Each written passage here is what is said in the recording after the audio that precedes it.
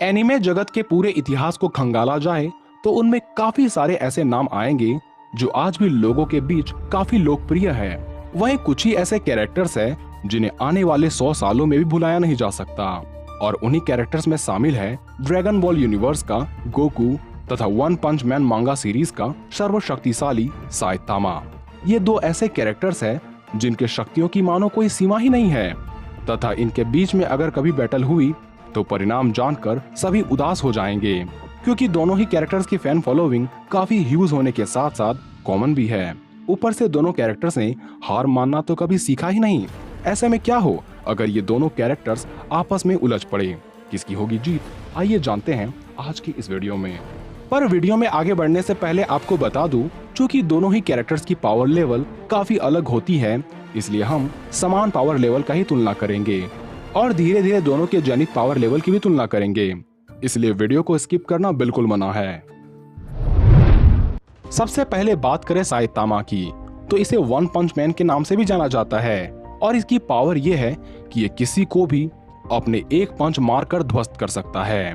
और इसने इतनी शक्तियों को प्राप्त करने के लिए लगातार 3 सालों तक 100 पुशअप्स, 100 सिटअप्स, 100 स्क्वाट्स तथा 10 किलोमीटर की प्रतिदिन दौड़ लगाई है। साइतामा के बारे में ऐसा बताया जाता है कि इसने भगवानों की बनाई लिमिट्स को तोड़कर लिमिटलेस शक्तियों का मालिक बन चुका है। इसलिए बात चाहे इसके स्ट्रेंथ की हो, ड्यूरेबिलिटी की हो या स्पीड की हो, ये उसे लिमिटलेस तरीकों से इस्तेमाल कर सकता है।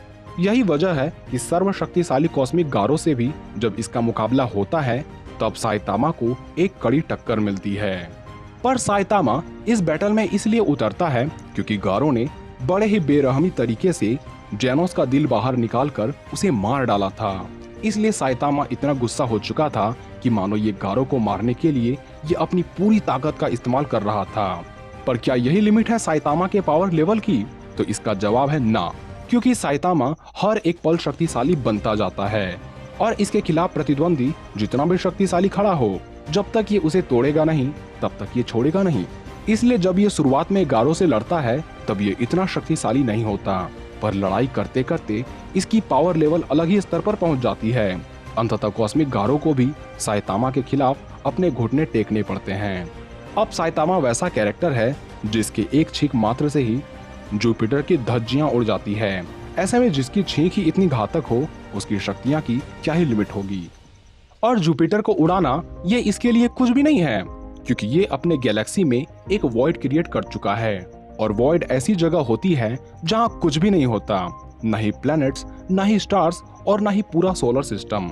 और ये वॉइड तब बना था जब साइतामा और गारो के पंच आपस में टकराए थे, तो उससे हुए धमाके से कई प्रकाश वर्ष दूर तक मौजूद स्टार से लेकर पूरे स्टार सिस्टम तबाह हो गए थे।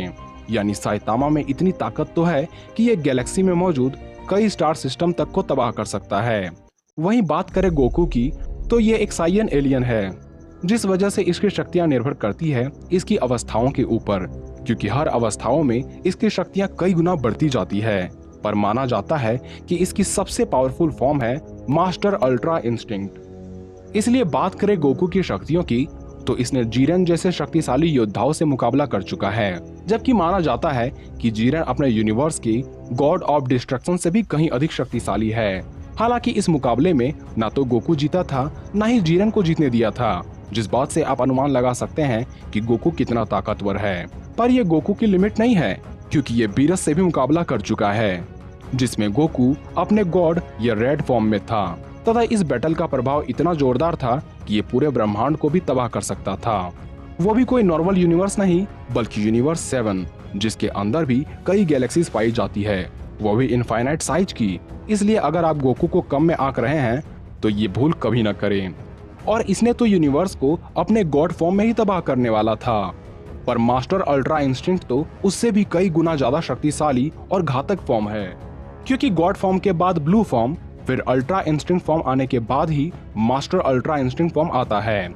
इसलिए हम कह सकते हैं कि Goku high universal level character है, और फ्यूचर में हो सकता है कि इसकी कोई और नई फॉर्म आ जाए। तब तक के लिए दोनों के बताए गए पीक फॉर्म की बात करें और जानने की कोशिश करें कि किसकी होगी जीत, तो साइतामा एक गैलेक्सी में फाइट के दौरान एक अंतरिक्ष में बड़ा सा गड्ढा बना दिया था, वो भी कई स्टार्स को मिटाने के पश्चात, यानी साइतामा एक गैलेक्सी लेवल सुपर हीरो है।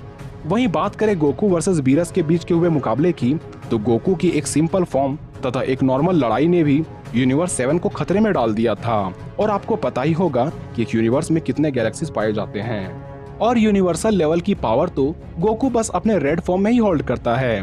इसलिए अगर हम कंपेयर करें गारो से हुए मुकाबले वाले Saitama versus master ultra instinct वाले गोकू की, तो इसमें बेशक गोकू की तरफ पलड़ा ज्यादा भारी है, क्योंकि इसका पावर लेवल यूनिवर्स तक जाता है।